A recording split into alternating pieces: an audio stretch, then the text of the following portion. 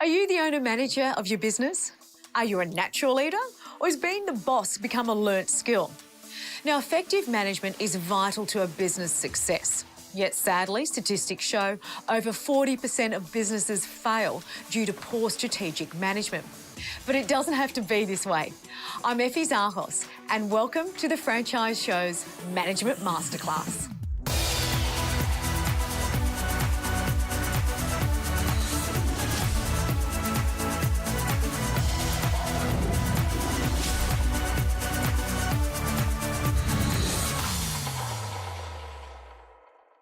When taking on a franchise, becoming the boss is all part of the process.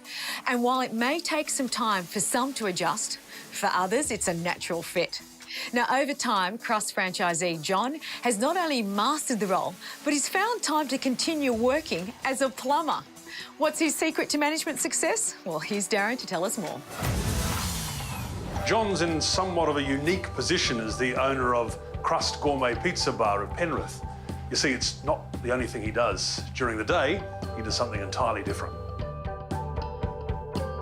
My name's John, and I own Crust Gourmet Pizza Bar in Penrith. OK, take us through a typical week. How does it work for you? Typical week? Look, my week sort of starts on a Sunday night, so make sure that everything's ready to go for the next week, make sure that I know what I'm doing, make sure everyone else knows what they're doing, make sure all the orders are ready to go. So come Monday, it's all organised and ready to go. So if I'm not at the shop, you know, and things that are organised, I tend to sort of go and do my plumbing.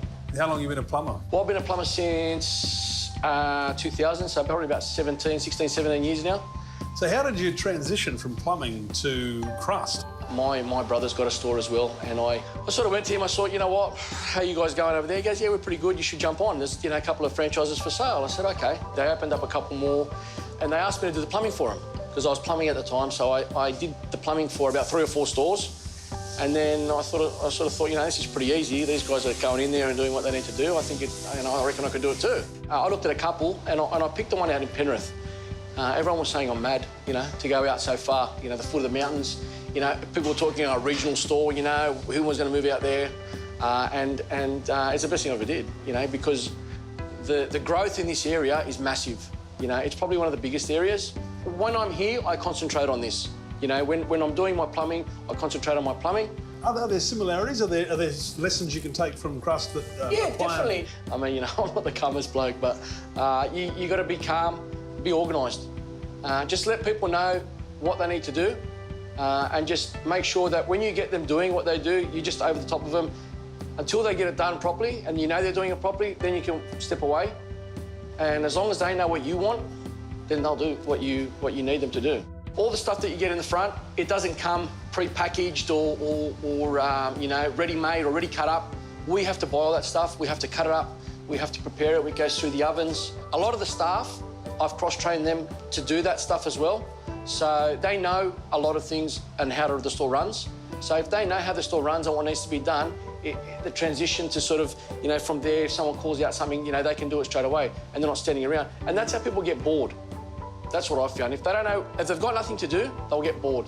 The people that help me to do what I need to do, they're the people that, you know, deserve all the credit as well, you know. I sort of just make sure that I manage them so I can do what I need to do. There's other guys that have got 3 and 4 stores, you know, or they've got 3 stores. So, and me having 2 jobs, you know, in 2 different industries, it's a little bit hard, but, you know, as long as you're organised and you can cope with it, you can do it, because head office helps. You know, there's a lot of people behind the scenes that help out, and they just want to see you be happy and they want you to succeed. I mean, if you succeed, then everyone's happy. If you enjoy the product, you'll enjoy the job. I mean, the only reason I got into this business is because I enjoyed the product. I love the pizzas. I enjoy all the flavours. I always have. When they bring something new out, I'm always the first one there to try them. I present that to the customers when they come in, and I present that to the staff. So if they enjoy it, they'll enjoy working.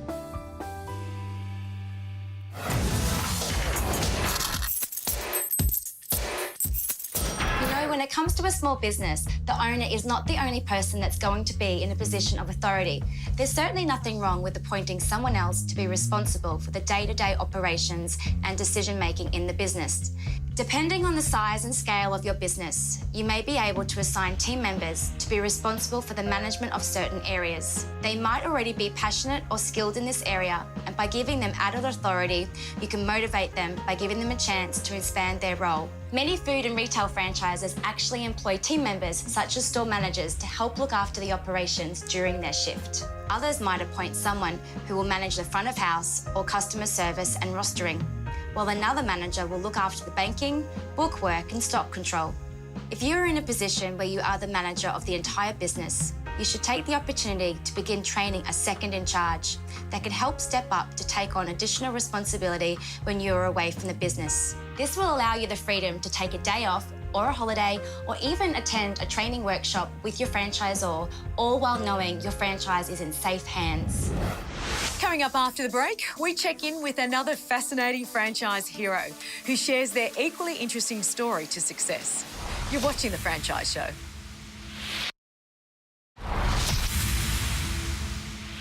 Welcome back. Now, what makes a good manager?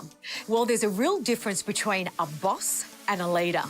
We hear from an industry expert who shares her 5 top tips towards mastering the art of management. Hi, I'm Michelle Duval, entrepreneurial coach and the founder of the entrepreneurial assessment and benchmarking platform Fingerprint for Success. Good management skills are important in business because research in Australia has found that out of all the businesses that fail, 44% of them fail due to poor management. So these are my top 5 tips for really improving your managerial game. The first one is to learn about your entrepreneurial blind spots and then go and actually find a team that complements the areas which are your blind spots. My second tip is that you actually learn about the individuals in your team, learn about what motivates them, what drives them, and then ensure you assign them tasks, responsibilities and roles that actually match those motivation areas. The third tip is learn about the communication styles of the individuals in your team. So rather than wanting them to adapt to you, best way is to be more flexible yourself and change your communication to bring out the best in them. So some people are really motivated, for example, global abstract thinking, and some people love concrete specific details. So if you're trying to fire somebody up and get them going, if they don't have enough concrete specifics, you won't push the button in them. So think about an audience, ensure that you cover off the big picture and the detail, and you'll grab them all. So the next one is to be able to give on-the-spot feedback. Don't wait for your performance appraisal. In the moment, highlight specific behaviours that worked really well or highlight concrete changes that somebody could make. Avoid giving evaluations and judgments. That only makes people feel bad about themselves. You want to inspire them by using your tone of voice, positive facial expressions. And the final one is the opposite to the last one, which is to invite your team to give you feedback about your leadership and management style. Find out what you could do better to bring out the best performance in them.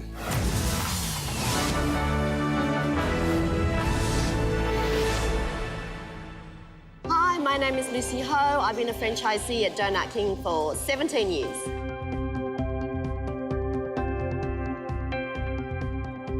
We've always wanted to open our business, but we weren't sure what business we wanted to look at. Finally, I think I was on maternity leave. I had about a year off, and that's when I started to look into what business was profitable and can work well for us. And at that time, it was Donut King. I just thought it wasn't a seasonal product. You can come to Donut King in summer, you can come to Donut King in winter, any time of the day.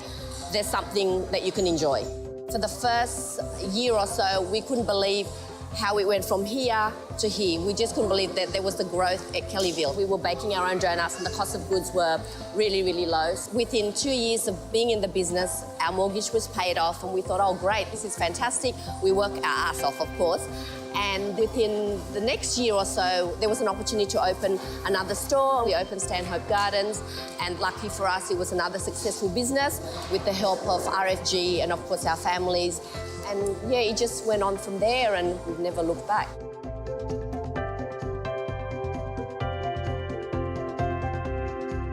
We We have a good bunch of staff that we train exceptionally well. So you've got to be flexible with their times. If they need time to study for their HSC, they need time to go out, you give them that bit of flexibility. RFG offers a lot of training, so you might not be able to go to all of them, but try to go at least twice or 3 times a year, just to refresh, what you've learned so far. My mum is retired, so she comes and helps us bake just because she wants to, not because she has to. And the children, yes, they're at the age of 15 and 18, so they come and help with the business for some extra money. But try not to work with your husband because he's a nightmare. Ever since I could remember, since I was like 9 years old, just coming to the shop and helping out. I really like meeting new people and socialising. I think it's really great experience for when I get older and leave school and everything. So I have that experience with customers and everything, yeah. At the end of the day, if you treat your staff well, they'll do the right thing by you. For example, we often go on our holidays, but we never forget our staff. We always bring back just something little as a gesture for them. Do you love working here? Of course. How good is Tony and I? 10 out of 10. They stay forever. That's the problem. No, we love it. They come here at 14. They don't leave until they finish their university. We've always thought that Donut King is almost like a recession-proof business. For example, a few years back when everyone was in recession, no one was going out for dinner or no one else was going out to the movies. But at the end of the day, you don't mind treating your kids with a bit of a treat. You can always afford a couple of dollars on a milkshake or a coffee. Everyone loves donuts, right? It could be great when you're making a lot of money, but just always save for the rainy day because you never know when it's going to be a bit more on the quieter side. But there's always going to be customer complaints, there's always going to be product issues, staff issues. But at the end of the day, we just work through it. And if you've got any major issue, you know that RFG is there to help you.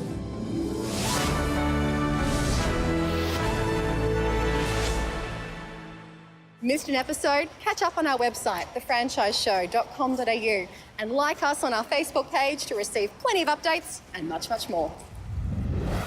We've got more industry insights and tips coming up. You're watching The Franchise Show.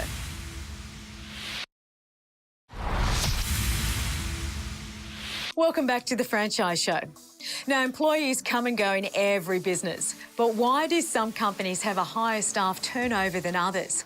Now, there's no doubt workplace culture plays a role in job fulfilment, but managing good office dynamics can equally affect the loyalty of your staff. I'm Andrew Hansen. I'm a director with Robert Walters, an international recruitment business. We're in 25 countries around the globe and we've been around for 30 years and I've been with the business for 16 years in that time.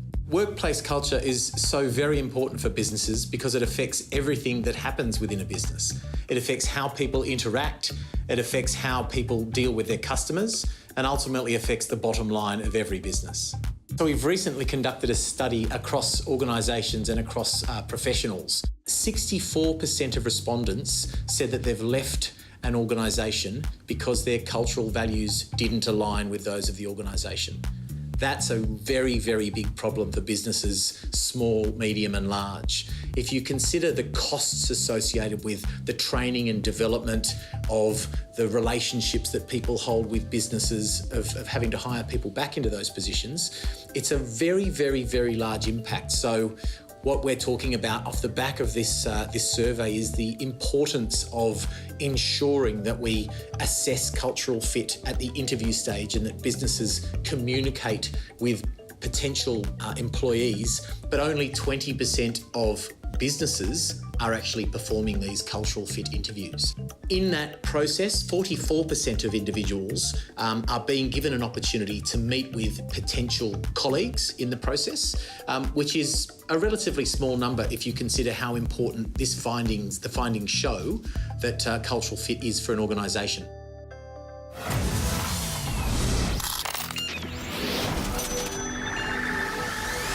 If you want to be successful in business, it's really important that you're able to trust your employees and step away from your business. If you're unable to do that, it's going to make it very difficult for you to grow.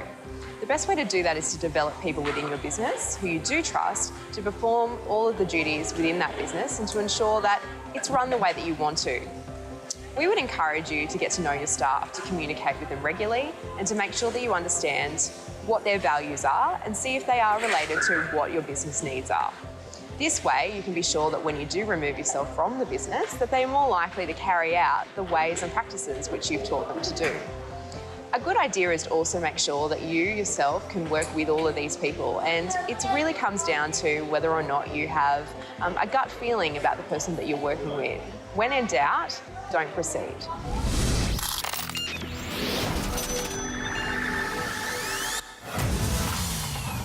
Coming up, we go behind the scenes of a franchise management class and find out firsthand how it benefits the business owners. You're watching The Franchise Show.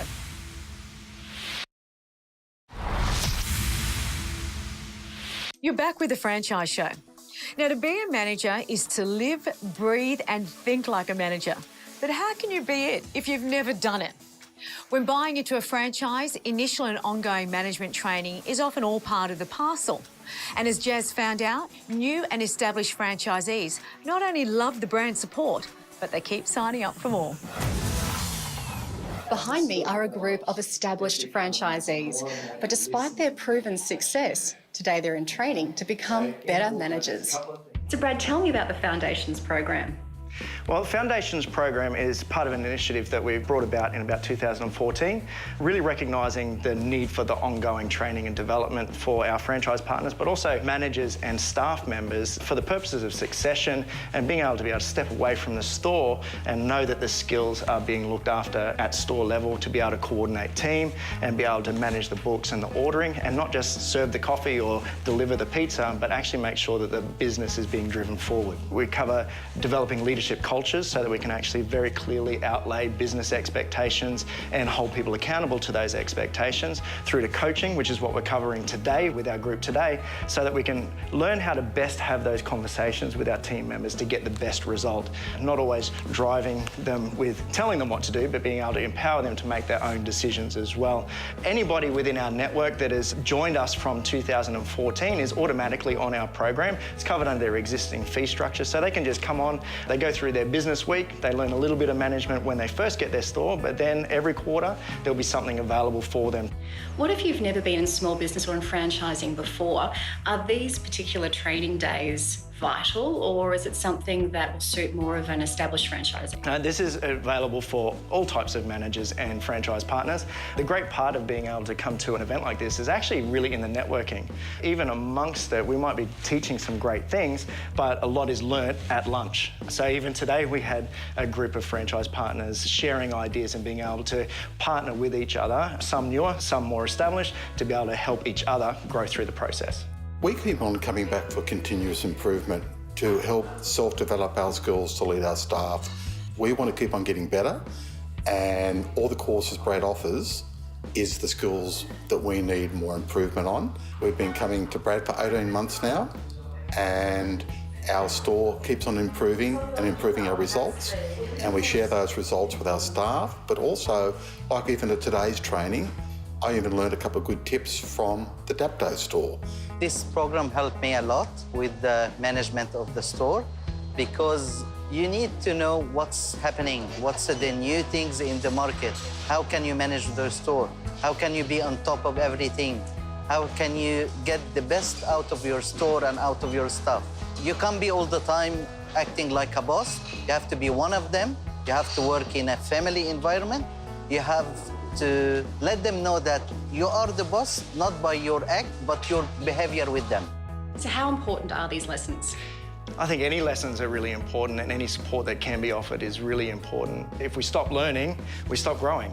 We have experienced people that have been in business for over 30 years that still come to sessions, learn something new to apply into their very current situations. To be able to have that support and have somewhere to go to ask questions and learn new things and experiences and meet other franchise partners or small business owners, very key to be able to build that social capital for people. So we try and make it as accessible as possible. We cover right around Australia, every state. We make the effort to be there and be a supporting hand. And franchisees are the big winners? They are the big winners, yes.